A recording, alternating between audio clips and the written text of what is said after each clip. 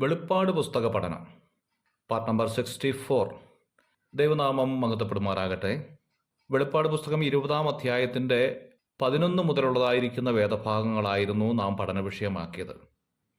വെള്ളസിംഹാസനത്തിലെ ന്യായവിധിയെക്കുറിച്ചാണ് ഈ ഭാഗത്ത് വിവരിക്കുന്നത് എന്ന് നാം കാണുകയുണ്ടായി.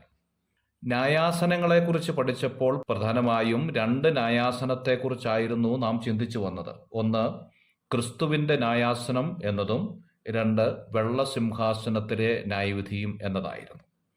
ക്രിസ്തുവിൻ്റെ ന്യായാസനത്തെക്കുറിച്ചായിരുന്നു കഴിഞ്ഞ ക്ലാസ്സിൽ നാം ചുരുക്കമായി ചിന്തിച്ചത്. ന്യായാസനത്തിൻ്റെ മുമ്പാകെ വരുന്ന ദൈവമക്കൾക്ക് ശിക്ഷയുണ്ടാകുമോ എന്നുള്ള കാര്യം ചിന്തിക്കുകയുണ്ടായി. ക്രിസ്തുവിൻ്റെ ന്യായാസനത്തിൻ്റെ മുമ്പാകെ ദൈവമക്കൾ വരുമ്പോൾ പ്രതിഫലങ്ങൾ കണക്കിടുന്നു എന്നുള്ളതാണ്. പ്രതിഫലങ്ങൾക്ക് ഛേദം വരുന്നതാണ് അവരുടെ വേദനയ്ക്ക് കാരണമായി തീരുന്നത് എന്നുള്ളതും ഓർക്കുകയുണ്ടായി. തിന്മയ്ക്കുള്ള ഫലം ക്രിസ്തുവിൻ്റെ ന്യായാസനത്തിൻ്റെ മുമ്പാകെ ഓരോ വിശ്വാസിയും ലഭിക്കേണ്ടതായി വരും. ഒന്നാമത്, അവർക്ക് ഛേദം വരും എന്നുള്ളതാണ്. വചനപ്രകാരമല്ലാത്ത സ്വാർത്ഥ ലാഭത്തിനു വേണ്ടി ദൈവമക്കൾ ഈ ഭൂമിയിൽ പ്രവർത്തിച്ചാൽ അങ്ങനെയുള്ള കാര്യങ്ങൾക്ക് ഛേദം വരും എന്ന് തിരുവെഴുത്ത് പഠിപ്പിക്കുന്നുണ്ട്. 1 കൊരിന്ത്യർ 3-ാം അധ്യായത്തിൻ്റെ 14 മുതൽ 15 വരെയുള്ള വേദഭാഗം ഇതാണ് ചൂണ്ടിക്കാണിക്കുന്നത്. രണ്ടാമത്, ലജ്ജയുണ്ടാകും എന്നുള്ളതാണ്. ദൈവവചനത്തെ യഥാർത്ഥമായി പ്രസംഗിക്കാത്തവർ ലജ്ജിക്കേണ്ടി വരുമെന്ന് 2 തിമോഥെയോസിന്റെ ലേഖനം 2-ാം അധ്യായം 5-ാം വാക്യത്തിൽ കാണുന്നുണ്ട്. മൂന്നാമത്, ക്രിസ്തുവിന്റെ ന്യായാസനത്തിന്റെ മുമ്പാകെ ദൈവമക്കൾ വരുമ്പോൾ അവർക്ക് കിരീട നഷ്ടമുണ്ടാകാൻ സാധ്യതയുണ്ട്. 2 തിമോഥെയോസ് 2-ാം അധ്യായം 5-ാം വാക്യം. ദൈവരാജ്യത്തിൽ ചെറിയ സ്ഥാനം, വലിയ സ്ഥാനം എന്നുള്ളതുണ്ട് എന്നുള്ളത് തിരുവെഴുത്ത് പഠിപ്പിക്കുന്നുണ്ട്. മത്തായിയുടെ സുവിശേഷം 5-ാം അധ്യായം 19-ാം വാക്യം. ലോകത്ത് അയോഗ്യമായി ജീവിച്ചാൽ ക്രിസ്തുവിന്റെ ന്യായാസനത്തിന് മുമ്പാകെ വരുമ്പോൾ ചെറിയ സ്ഥാനം എന്നുള്ള പദവിയിലേക്ക് താഴ്ത്തപ്പെടും. റോമാലേഖനം 14-ാം അധ്യായത്തിന്റെ 10-12 വാക്യങ്ങളിൽ ഇത് നമുക്ക് വ്യക്തമാകുന്നുണ്ട്. എന്തിനെല്ലാമാണ് ദൈവമക്കൾക്ക് ക്രിസ്തുവിന്റെ ന്യായാസനത്തിന്റെ മുമ്പാകെ കണക്ക് കൊടുക്കേണ്ടത് എന്ന് തിരുവെഴുത്ത് വെളിപ്പെടുത്തുന്നുണ്ട്. 2 കൊരിന്ത്യർ 5-ാം അധ്യായം 10-ാം വാക്യവും റോമാലേഖനം 14-ാം അധ്യായത്തിന്റെ 10-ാം വാക്യവും ചേർത്ത് പഠിക്കുമ്പോൾ ദൈവമക്കളുടെ പ്രവൃത്തികൾക്ക് നാം കണക്ക് കൊടുക്കേണ്ടി വരും എന്നുള്ളതാണ്. ഈ ഭൂമുഖത്ത് ദൈവം നമുക്ക് തന്നിരിക്കുന്ന സമ്പാദ്യമോ സ്ഥാനമോ ഏതായാലും ദൈവനാമ മഹത്വത്തിനൊത്തവണ്ണം നാം അത് ചെയ്തു തീർക്കുന്നില്ല എങ്കിൽ തീർച്ചയായിട്ടും നമ്മുടെ പ്രവൃത്തികൾക്ക് കണക്ക് കൊടുക്കേണ്ടി വരും.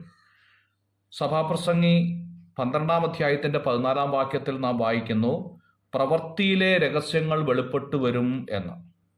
മത്തായിയുടെ സുവിശേഷം 12-ാം അധ്യായത്തിന്റെ 36-ാമത്തെ വാക്യത്തിൽ നാം കാണുന്നു, വാക്കുകൾക്ക് കണക്ക് കൊടുക്കേണ്ടതായിട്ട് വരും എന്നുള്ളത്.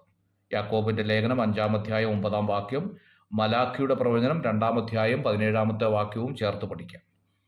ഈ ഭൂമുഖത്ത് നാം പറയുന്ന നിസാര വാക്കുകൾ പോലും ദൈവസന്നിധിയിൽ കണക്ക് കൊടുക്കേണ്ടവരാണ് നാം. അങ്ങനെയെങ്കിൽ നമ്മുടെ വാക്കുകൾ എത്രയോ പക്വതയോടും ദൈവവചന അടിസ്ഥാനത്തിലും നാം ചെയ്യേണ്ടതാണ്.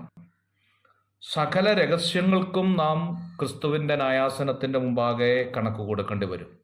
ഇന്ന് നാം മനുഷ്യന്റെ കണ്ണുകൾക്ക് മറച്ച് രഹസ്യമായി ചെയ്യുന്ന പ്രവൃത്തികൾ പലതുണ്ട്.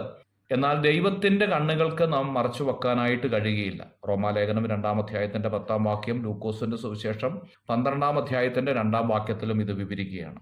1 കൊരിന്ത്യർ 4-ാം അധ്യായം അതിന്റെ 5-ാമത്തെ വാക്യവും റോമാലേഖനം 14-ാം അധ്യായത്തിന്റെ 10-ാം വാക്യവും ചേർത്ത് പഠിക്കുമ്പോൾ സകല ആലോചനകൾക്കും നാം കണക്ക് കൊടുക്കണം എന്നുള്ളതാണ്. ദൈവവചന പ്രകാരമല്ലാത്ത സ്വാർത്ഥ ലാഭത്തെ മാത്രം മുൻകണ്ടുകൊണ്ട് നാം ആലോചനകൾ നടത്തിയാൽ നമ്മുടെ ഹൃദയത്തിലെ ആലോചനകൾക്ക് പോലും നാം കണക്ക് കൊടുക്കേണ്ടി വരും. ഭാര്യയും ഭർത്താവും ദൈവഹിത പ്രകാരമല്ലാത്ത ആലോചന നടത്തി പത്രോസിന്റെ മുമ്പിൽ വന്നപ്പോൾ അനന്യാസും സഫീരയും മരിച്ചുപോയി എന്ന് നാം കാണുന്നുണ്ട്. അവർ രഹസ്യത്തിൽ ചെയ്ത ആലോചനയുടെ ശിക്ഷാവിധി അവിടെ തന്നെ അവർക്ക് ലഭിച്ചതുപോലെ ഈ ഭൂപരപ്പിൽ നാം ചെയ്യുന്ന സകല തിന്മയിലേക്കുള്ള ആലോചനകൾക്കും കണക്ക് കൊടുക്കേണ്ട നാള് ഉണ്ട് എന്നുള്ളത് ഓർമ്മപ്പെടുത്തുകയാണ്. ന്യായാസനത്തിൽ നിന്നും നമുക്ക് ലഭിക്കുന്ന പ്രതിഫലങ്ങളെക്കുറിച്ചും തിരുവെഴുത്ത് പഠിപ്പിക്കുന്നുണ്ട്. ജീവന്റെ കിരീടം നമുക്ക് ലഭിക്കും. വെളിപ്പാട് പുസ്തകം 2-ാം അധ്യായത്തിന്റെ 10-ാം വാക്യം. നീതിയുടെ കിരീടം നമുക്ക് ലഭിക്കും. 2 തിമോഥെയോസ് 4-ാം അധ്യായത്തിന്റെ 8-ാം വാക്യം. വാടാത്ത കിരീടം നമുക്ക് ലഭിക്കും. 1 കൊരിന്ത്യർ 9-ാം അധ്യായം 25-ാം വാക്യം. പ്രശംസാ കിരീടം നമുക്ക് ലഭിക്കും. തേജസ്സിന്റെ കിരീടം നമുക്ക് ലഭിക്കും. പൊൻകിരീടം നമുക്ക് ലഭിക്കും എന്ന് കാണുന്നുണ്ട്. God bless you.